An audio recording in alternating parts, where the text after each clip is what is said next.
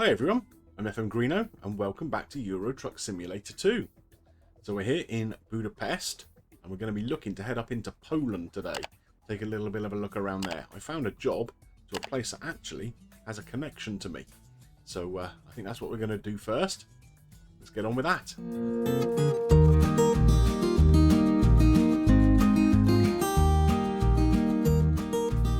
So this is the job I found. It's taking a gas pipeline part from Budapest up to Łódź in Poland. I say Łódź is a city that I have a personal connection to. We'll discuss that on the drive. But for now, let's go and get hooked up and get on the road. So, we have picked up our load here. And then turn You can right. see on the back we have this big long piece of pipeline. Turn right. But what you can also see here in Budapest are some landmarks. So across here, straight in front of us, we're going to pick up a red light fine there, is St. Istvan's Basilica. And you can see there on the left-hand side, if we come out of the cab again, and around there is the Hungarian Parliament, which is a pretty cool building. So, yeah, it makes a change to actually have some of the landmarks in a big city like this. Because a lot of the times we've been driving around places like Bucharest and seen nothing, so luckily, in here, as you can see there, that's the Parliament building there on the And left, then turn right. which is pretty cool. Anyway, Turn we've got right. a bit of a drive ahead of us now up to Łódź. Another red light offence coming up here? No, we managed to get through that one. It says it's going to be about 9.5 hours. Turn left. I've made it a little bit longer than it needs to be, I suppose. Again, I'm going to try and pick up some cities along the way, which Turn means left. deviating from the route a little. So there are 3 cities that we could potentially visit on the way. I think it was Banska Bystrica in Slovakia, Krakow, and maybe Katowice. Go straight on. So we're going to try and pick up those cities as we go along. Yeah, for now, it's a little after 2 PM. Pretty nice conditions here in Hungary. Let's get out onto the highway and start our first drive up into Poland. And so we hit our first border of the trip. Here we are, leaving Hungary, making our way into Slovakia. Been pretty event-free so far this drive, which is more than can be said for for the last drive we made together, if you remember, where I was picking up fines and smashing into lampposts and everything everywhere. So all going relatively smoothly so far. It's just a nice day for a drive. Some fairly easy driving, no crazy mountains or anything yet. I guess we might end up going through some on our way from Slovakia up into southern Poland. Of course, you do have the Tatra Mountains around, so we may pass through a little bit of that, but we'll see. Anyway, for now, let's just crack on. So we're now just approaching the Right. city of And then Banska turn right. Bystrica, so which is where I'm going to take this little detour off the route, Turn right. just so I can pick the town up in case we don't happen to come back here for a delivery of any kind. As you can see, Slovakia is a beautiful country. I've been fortunate enough to drive across it a couple of times, and yeah, there's loads of history in Slovakia. There's loads of sort of ruined old castles and all that kind of stuff, and the terrain is really interesting. It's kind of pretty hilly, especially further north you get. Lots of forest around, and like I say, along that sort of northern border with Poland, you have the Tatra Mountains, which are absolutely spectacular. I highly recommend having a little drive through there. Probably better in summertime to do that, because the roads will be easier to navigate. But yeah, it's really cool. Keep left. And then turn left. So you can see here, we are on some kind of hilly, perhaps not mountainous roads, but yeah, certainly a little more interesting terrain. So this will be part of that Tatra mountain range that I mentioned earlier. And so I've had the opportunity to drive up through it a couple of times over the years, and it really is pretty cool. I drove from Hungary up to Ostrava in the Czech Republic, which basically takes you right through part of the most spectacular little bit of it. And yeah, it was a really fun little drive, to be honest. Although I only had a small car, so it did make the driving conditions a little challenging. I wonder what we got here on the left-hand side. That's probably one of those ruined old castles I was telling you about. Let's try not to crash as we go that way. But yeah, that's pretty interesting, isn't it? Not sure what it is, but we can find out, I'm sure. But yeah, that's the sort of thing you see as you're driving through Slovakia. Just randomly out of nowhere, a massive, great fortified place will appear on top of a hillside or whatever. It's such a cool place. Anyway, we can't be that far away from the Polish border, I don't think. So we're going to crack on, see if we can get there. It's going to be getting dark before too long. And we do need to sleep around, I don't know, a couple of hours from now, maybe. So we'll crack on a little bit, and then hopefully we'll make the Polish border and can have a little kip before we get to Krakow. Okay, so as expected, we have hit the Polish border. Here we go. We're going to make our way into the country. Nice. So, like I say, I have some personal connections to Poland. Firstly, well, my brother's wife is Polish, but we actually have some Polish blood in our family. So, my great-great-grandfather, I think, was actually from Poland, in Łódź, where we are heading today on today's drive. So his surname was Koplowicz. He was a Polish Jew who escaped from what he considered, apparently, to be persecution that was already happening around the turn of the 20th century. So we're talking, yeah, around 1900. So he decided to leave Poland and move to the UK. Because of that, I'm here. So that's pretty cool.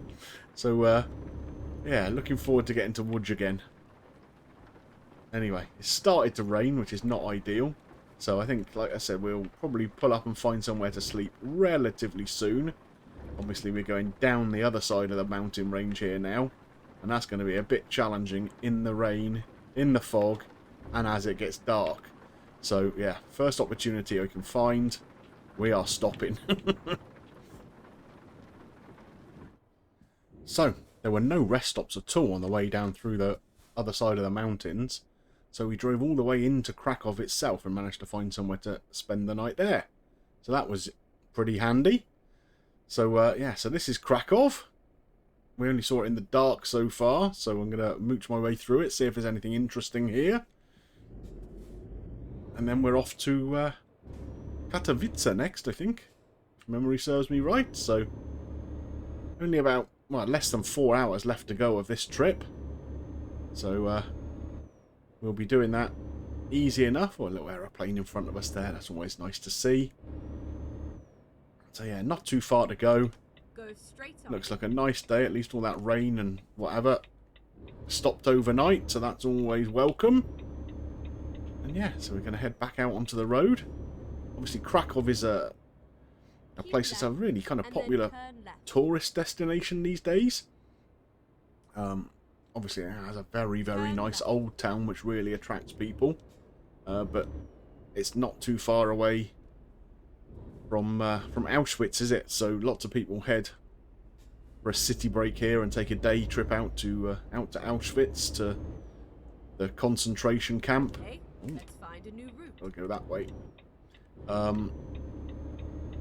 Which I'm sure is a very, very harrowing experience, but very important for people to go and see and understand. I've not been to Auschwitz myself. I did go to a different camp in Poland about 3 years ago.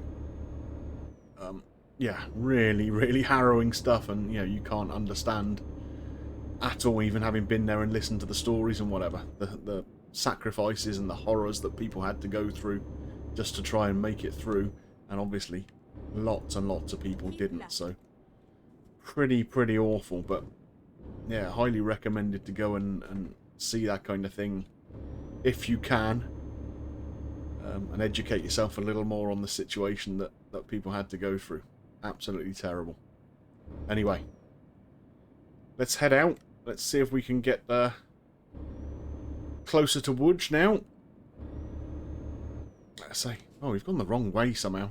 We've got longer to go now. Oh, good God. I'm going to go and take a look at the map and see if I can put this right. Keep left and then So, turn left. here we are, entering the city of Katowice. Turn left. Not a place I've ever been myself.